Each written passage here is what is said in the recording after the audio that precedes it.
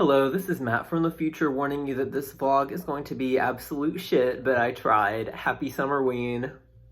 Good morning, my name is Matt and welcome back to my channel. It is finally time for 1, another video from me, and 2, Summerween 2021. So for Summerween this year, I'm going to be working through a lot of the days for the readathon, so I'm not exactly sure how much time I'm going to be able to read or what books I will have a chance to read. So I've made a very loose TBR of like 15 to 20 books that are possibilities for me. So I'm not really sure what I'm going to read yet for this readathon. We're just going to kind of take it one step at a time and see what's available and what I am in the mood for. But I'm definitely going to stick to the prompts for Summerween. There's only 3 of them this year as far as the book selections go. One is just the general pick a horror book. The other one is pick something with a supernatural theme. And the other one is a book with orange or black on the cover. So I actually went ahead and started the readathon yesterday because my book of the month box came and I got Survive the Night, which is the new Riley Sager, and it has both black and orange on the cover, so that's for that prompt. And I'm already about 115 pages through it, and I am really enjoying it. It's definitely a little bit different for Riley Sager. I had really high expectations for this one because I have read all of his previous books, and 2 of them were 4 stars. The other 2 were 5-star, like all-time favorite books for me. So I have pretty high expectations going into his books from here on out. And so far, this one is a little different structurally to his previous books, but I'm still really enjoying it.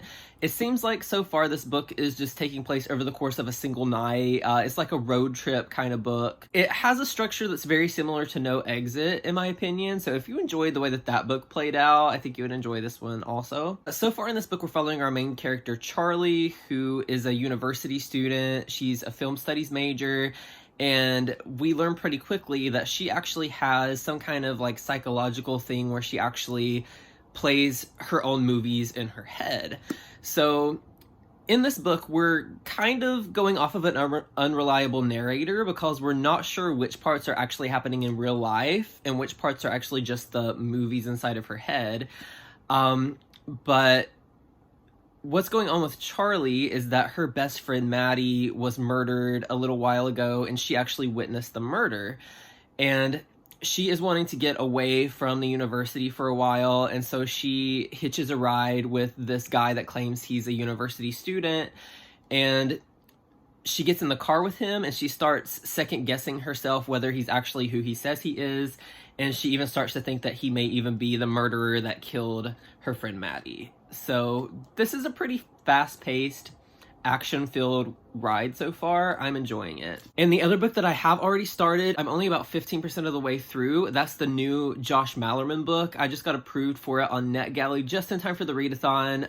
It's his new book called Pearl that comes out in October. It's really weird and really fucked up so far. I'm loving it. It's about basically this pig named Pearl who kind of gets into the heads of all the humans and animals who get around him. At the beginning of the book, there's a teenager and his family that goes to visit his grandpa's farm, and Pearl is his grandpa's pig. And so the boy goes to check on the pigs, and Pearl basically gets inside his head and tells him to slaughter this other pig. And so this kid just like chops this pig's head off. The word gets around the nearby school of it, and the boy claiming that this pig like spoke to him to kill this other pig. These 3 teens at the school decide that they want to go to the farm and see if it's for real and figure out what the fuck's happening. Meanwhile, the grandpa, the farmer who owns the pigs, goes to slaughter the pigs, and Pearl has apparently been avoiding being killed for a very long time. She keeps getting inside the farmer's head to kill these other pigs instead of him. And so the farmer goes up to Pearl and he's like, finally, this is the day that you're going to die. And so he raises his axe to kill Pearl. Pearl gets inside his head and he ends up chopping his own leg. And so he is, laying on the ground, and Pearl kind of summons the other pigs to go and basically eat him and kill him.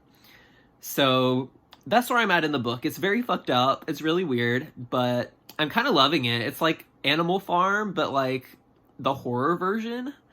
And yeah, it's definitely not going to be something that's for everyone, but I like weird stuff like that. Current update, I am about 200 pages into Survive the Night. I have about 100 left. Still really enjoying it. It has a really nice fast pace to it. I love the road trip aspect of it, and the action is definitely starting to pick up. I feel like there's not really much more that I can say about this book that I didn't say in the first update without spoiling stuff, and I feel like this is definitely a book that you want to watch everything unfold for yourself and be surprised. So yeah, I don't really want to say much more about this, but I'm really enjoying it. And today I got about 60% of the way through Pearl, and I'm still obsessed with that book. It's so kooky and weird, and I absolutely am loving it. What's going on is that Pearl the pig basically wants to overtake this farm and have it for himself. So they think that what he's up to is that he's trying to get into the minds of everybody so that all of the people and animals that come near the farm are just killed off so he can have it for himself and like be the king of the farm, basically. And so it's really fucked up, really twisted, and it had some very, very violent, gory scenes in it that I'm kind of very here for, even though it made me cringe a little bit. So if you're into like really graphic horror and stuff, you might enjoy this one. But yeah, as long as it doesn't like take a nosedive from here, I can see myself like putting this in my favorites list at the end of the year. Like, I'm really, really enjoying it so far. It's something really unique and just so out there and bizarre that I really love stuff like that. So I'm enjoying that one a lot. Hello, so it's like day 5 of the readathon, and I haven't been as successful as I wanted to be. I had a really ambitious TBR for this readathon that I really wanted to get through a lot of those books. So far, I've managed to finish 2 books. I've just had a lot of stuff going on with working and it being the 4th of July weekend. I just had so many other things to do besides reading, so I'm way behind in what I wanted to be, but it's all good. I did finish Survive the Night and Pearl since I last updated. Survive the Night, I think it's probably like my 4th favorite Riley Sager book out of his 5. Final Girl still being last for me. But Survive the Night, it was good. I'm still giving it 4 stars because I did think that it was really fast-paced and entertaining and enjoyable. But I do think that it was probably his most predictable book, at least for me. Like, I figured out basically all of the twists in the book, except for the one at the very, very end. That one did get me, and I really, really liked that reveal at the very, very end of the book.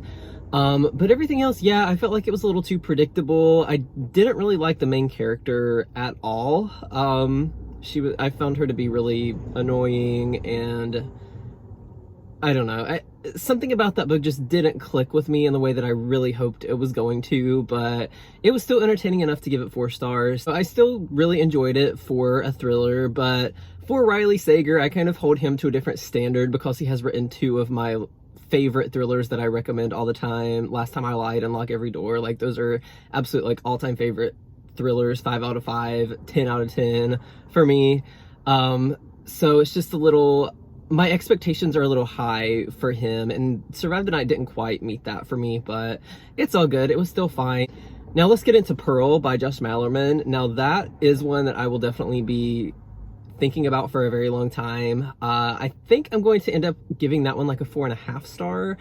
The only reason that I am not giving it a full 5 stars, even though it's something that's definitely going to stick in my mind for a long time, and I'm definitely going to recommend it to people that enjoy the weird type of horror books. The ending got a little murky for me. Like, I was a little bit confused by some of the different things that were going on in the ending. We're being given so many different perspectives, and some of them you don't really know whether they're actually real or whether they're going on in the character's head.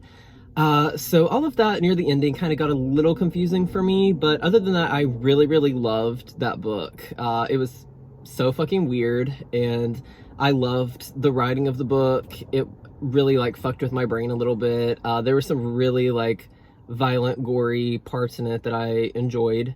Because I like that stuff. And I did actually find out that Pearl was originally published in 2019 as like a limited release under a different title. I can't remember what that title was, but it's actually being re-released under the name Pearl in October of this year. So it's still like a pretty new release for anyone who didn't get their hands on the limited version 2 years ago, which I had no idea it even existed, so it's new to me. But yeah, I don't really want to say any more about the synopsis or anything of Pearl that I haven't said in previous updates, because I feel like it's definitely something that you want to go into relatively blind and just be really surprised on where it takes you, because it's a very wild book. I also have started a few other books. I'm a couple stories into 2 different short story collections that I'm currently reading. One of them is The Dangers of Smoking in Bed by Mariana Enriquez. And that one I'm really enjoying so far. I'm about 50 pages into it. It's by an Argentinian author. It was recently translated from Spanish and released here in America. It's very dark and creepy, and I'm reading that one for the supernatural prompt, but so far it hasn't really been anything supernatural, but I'm still really enjoying it as a short story collection. That's something that I don't normally gravitate towards. Like, it has to be by either like an author that I really love, or there has to really be something that grabs my attention, because I definitely prefer like a full novel reading experience rather than chopped up short stories. But this one I'm actually pretty much enjoying so far. And the other one that I started is the Grady Hendrix short story collection. I can't even remember the title of it, something about dead leprechauns or something like that. But I didn't even know that this thing existed until I was just kind of browsing what my library had available as ebooks, because I needed something to read while I was working the other day. And I saw that this was on there, and apparently this was originally published in like 2012 or 2013, but then he recently added a new story to it last year and it was republished. I'm about 3 stories deep into that one, and it's definitely, I'm enjoying it. It's a little different for Grady Hendrix. It's very like, it's not quite as horror as I'm used to from him. It's very like steampunk. I think that the point of the collection is that he kind of took like historical events and like remade them into dark like folk tales almost. So far there's been kind of light horror elements, but really it's just kind of creepy folklore kind of vibes from it. But I'm still enjoying it. It's just a little different than what I'm used to from him. But yeah, it's a really short collection too, so I'm probably going to finish this pretty quickly. I've been reading it in bed in the dark for that prompt, so that one's going to fit that one. But yeah, I think at this point, even though I'm only 3 stories in, I think I'm about halfway through it already. It's only like 180-ish pages. And I also have started The Last House on Needless Street by Catriona. I'm about 100 pages deep into that one. So far, I'm really enjoying that book. I have no idea where this book is going right now. It's really weird. It's really creepy. I'll talk about it a little more in my next update once I have read a little further into the book. But I will go ahead and tell you, one of the narrators is a cat. So take from that what you will. It's not so much of a horror book yet. It's just kind of a mystery. I went ahead and finished The Last House on Needless Street just a few minutes ago, and I'm giving it 5 stars. I really enjoyed it. However, I will go ahead and tell you, I believe that this book is being marketed as a horror book. It's not. It's really more of a psychological thriller, in my opinion. It does have some very dark, suspenseful elements to it. Maybe a very light horror, but it definitely doesn't really fall into horror territory for me personally. It was just more of a thriller, but I still, like I said, I still am giving it 5 stars. Like, I really loved this book. How do I talk about this book without spoiling anything? Because a lot of this book was honestly very confusing, and I will try to explain a little bit about why. So basically, we do have a few different narrators in the book. Our main character is Ted, who's this man who lives in the titular Last House on Needless Street. And so we have Ted, and we have his daughter Lauren, who is kind of in and out of his life. And we also have his cat Olivia, who is actually one of the other narrators in this book. Yeah, I did say that correctly. Kind of alternating between Ted's story, and we've also got this lady Dee, who we find out at the beginning of the book that her younger sister was taken several years ago. And so Dee believes that Ted is the culprit, and she thinks that Lauren, his daughter, is her sister Lulu. And so she moves into this house across the street from Ted, and she's determined that she has it figured out, and she wants to catch Ted and bring him to justice, get her sister back, etc.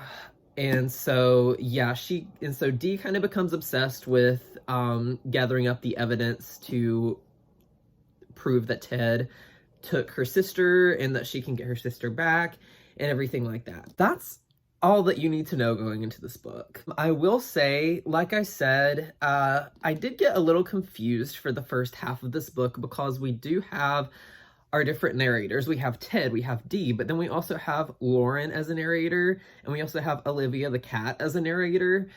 And because they're all kind of in the same house and Dee is across the street, the events that they talk about intertwine with each other a lot. They sometimes discuss the same events that have happened, but a little differently. Kind of trying to figure out who is the reliable narrator here, who is an unreliable narrator, why it keeps kind of jumping back and forth between things. Sometimes it almost feels like the timeline is a little jumpy. Around like the 200-page mark, so a little bit about halfway through the book, there was a scene that happened where everything just fell into place for me, and I figured out what was going on, but I still didn't care. So even though I figured out the biggest twist about halfway through the book, I still am giving this book 5 stars because I thought that it was done really well.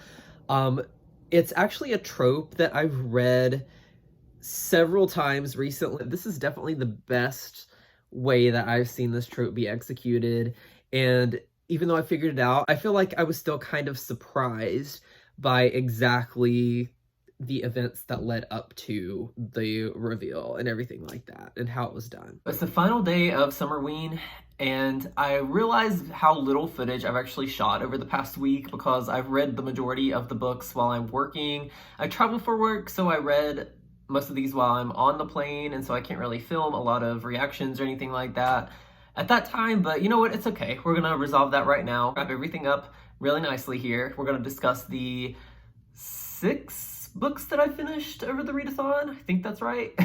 But yeah, so I started out with Survive the Night by Riley Sager. That one, I think I already went into my thoughts on that book pretty extensively. I still think I'm going to give it a 4-star, but even with that, I will say that it's probably 4th out of his 5 books in terms of ranking Riley Sager's books for me. But yeah, still 4 stars because I had a lot of fun with it. I thought it was a really fast-paced ride. It was really thrilling. I just thought it was probably his most predictable book as far as the twists go. I did really, really enjoy that twist at the very, very end. There's an epilogue kind of twist that happens in the book. So make sure you read every page at the end if you pick up that book. And then I read Pearl by Josh Malerman. That is a book that comes out in October of this year. I read it as an ARC on NetGalley, and I really enjoyed that one. I gave it 4.5 out of 5 stars. That's another one that I feel like I've already talked about everything I needed to talk about with that one. It's about this pig named Pearl who wants to take over the farm that he is a part of, and he does that by kind of controlling the minds of the farmer, the farmer's children, the grandchildren, the other animals that are around him, and he kind of controls their minds into killing each other off and everything like that. And it's kind of like a Lord of the Flies kind of situation almost. And Pearl wants to kind of be the king of the farm, and so he manipulates everyone around him into killing each other off. And yeah, that one was really wild and crazy and completely batshit of a storyline, but I really enjoyed it. It was really gory and really goofy. Just the synopsis itself is just kind of a what the fuck kind of thing. It's really weird. Definitely a very specific type of horror that I wouldn't recommend to a lot of people, but I personally really love weird stuff in horror books, so I really liked that book. And the next book that I finished for the readathon was definitely my favorite out of the whole week. It was The Last House on Needless Street by Catriona Ward, and I did give this book 5 stars. It's a dark psychological thriller, and we're following our main character Ted, who's kind of eccentric or maybe just creepy, period. And we're following this other character, Dee, who's investigating the disappearance of her younger sister that happened several years ago. She seems to think that Ted is actually the kidnapper of her sister, and so she moves into the house across from him, and she's trying to gather evidence to prove that Ted kidnapped her sister. And this book also has a cat as a narrator. So that's its biggest selling point from me, is the weirdness of that makes this a very unique read, and I really enjoyed it. Even though it actually uses a trope that I've seen quite a bit over the past few years in psychological thrillers, I thought that this was one of the best executions of that trope. And I really loved how the author let you piece those clues together and figure out what was going on in this book. And the rest of these I actually just finished today. I've been working my way through 2 short story collections and another novel that I've been reading on my phone while I'm working. And so I finally got all 3 of those finished earlier today. The first one was a Grady Hendrix short story collection called Dead Leprechauns and Dark Cats or something like that. Something about cats. I'll put it here. I can never remember what the name of this fucking thing is. But this was a short story collection that's originally from, I believe, 2012 or 2013. And it was actually republished last year with a new story added to it at the end. And I didn't even know that this existed. I was just kind of scrolling through what my library had available to read for free as ebooks because I needed something to read while I was working. And so I found this one. And of course, as it's Grady Hendrix, I wanted to read it. This one is a little different from the novels that I've read from him. It's a little less horror and more focused on just like supernatural, weird elements. It's actually kind of a steampunk book. Even though it's a short story collection, we're still following the same characters throughout all of the stories. Our narrator is William, who is a sidekick to Augustus, who's this like supernatural investigator type of person. And this entire book, I believe, takes place in like the early 1800s. If you know more about history, you might can correct my timeline on this, but the book ends with like a story that takes place during Abraham Lincoln's assassination. And so it's they're all set like in that kind of era. And there's a really good author's note in this book from Grady Hendrix about the reasoning behind writing these stories and the actual historic events that all these stories are based on. And he based these around like trying to retell things that happen in history in a way that's true, in a way that's actually true to how the historical event took place and not the watered down version that we're taught in schools here in America. Center around like immigration and issues that Americans had with people coming from other countries. There's one that centers around Irish immigration, another one that centers around Chinese immigration. And so they have some really interesting things to say about like racial differences and things like that. And these are pretty dark stories also, even though they're not as horror driven as the novels that I've read by him. They still have those like supernatural weird elements to them. And he twists those historical events around in a way that incorporates folklore and things like that. And so I thought it was really cool. As a short story collection, I thought it was pretty solid. It's definitely not my favorite Grady Hendrix thing that I've ever read, just for my personal taste, but I still really enjoyed it. If you're a fan of Grady Hendrix and his signature humorous writing added to the horror elements, then I think you should definitely at least give this one a try too. I also finished another short story collection that was The Dangers of Smoking in Bed by Mariana Enriquez, and wow, this looks really good with my shirt right now, like fashion moment, hello. But yeah, this one is a really cool short story collection. I never know what to rate short story collections just because some of them are obviously, you know, I enjoyed some stories more than others, etc., etc. But I thought this one was really solid. This is a horror short story collection that incorporates a lot of urban legends. And this is by an Argentinian author. And so these stories mostly take place in Argentina or just Spanish-speaking cultures. And yeah, I thought this was a really unique collection of stories. And when I say short stories, like the majority of the stories in this book are like 10 to 20 pages. So they are actually like short stories. And so sometimes I felt like I really wanted some of these stories to be more fleshed out. Like I would have read an entire novel about some of these stories. So yeah, some of them I enjoyed more than others. Some of them I really wanted to be a little bit more fleshed out. But overall, I really enjoyed this one. I thought the writing in this one was just really, really well done. And as you can see, it is a Booker Prize nominee for this year. And I think that's very well deserved. I think her writing is definitely in line with what's usually chosen for those kind of prizes in literature. So I really enjoyed it overall, and this cover alone like is stunning. So yeah. And the final book that I read for this readathon was Promise Not to Tell by Jennifer McMahon, and this is an older book by her. According to Goodreads, it was first published in 2007. I did read 2 other books by this author, and I loved both of them, but they were both a lot more recent books. And so this one is kind of a deep dive into her backlist, but it still follows the same structure. She likes to take us into 2 timelines. In this book, in particular, we're following a timeline in the 1970s and then another one in present day, which is 2002, I believe. We are going back and forth to link the 2 stories together. The book begins with a girl being murdered, and then we follow this woman, Kate, as she comes back to the town in her 40s. And we are reliving her childhood that takes place in the 70s where her friend gets murdered. And she seems to think that her friend who was murdered back in the 70s is still haunting this town and the place where her mother lives currently. And so we learn that Kate actually grew up in a cult.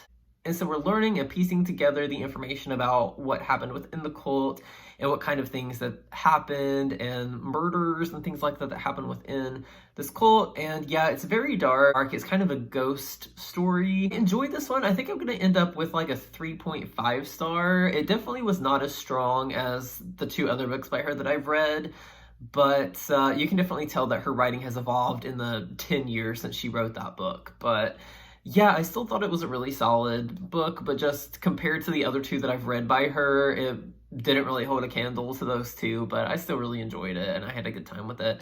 And I did actually start My Heart is a Chainsaw, as I wanted to read it for this readathon, but I realized that I just would not have time to read this 400-page book within the last day and a half. And so I stopped around the 90-page mark. I am enjoying it though. This isn't like a DNF of this book. It's just kind of a putting it aside for the moment because I am not going to be able to do it for this video, unfortunately.